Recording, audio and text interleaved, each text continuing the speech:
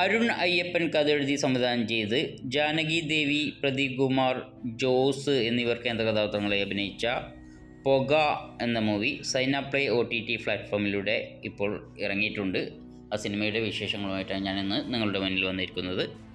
ഈ സിനിമ ഒരു quotation gang smuggling movie പോലെയാണ് സിനിമ എടുത്തിട്ടുള്ളത്. ഈ സിനിമയിൽ ഫുള്ള് ക്രൈമാണ്. പഴയകാല നടൻ ജോസ് ഒരു ചെറിയ വേഷത്തിൽ ഈ സിനിമയിൽ ഉണ്ട്. പിന്നെ സദാചാര ഗുണ്ടകളും ഫെമിനിസ്റ്റുകളും എല്ലാം കൂടി ഒരു നാടകം പോലെ ഉണ്ട് സിനിമ.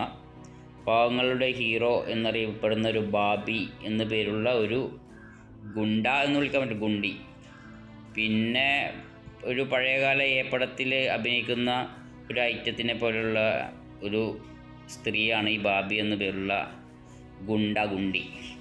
പിന്നെ സിനിമയിൽ നല്ലത് എന്ന് പറയാൻ പാട്ടുകളൊക്കെ രസമുണ്ട്, നല്ല രസമുള്ള പാട്ടുകളുണ്ട്.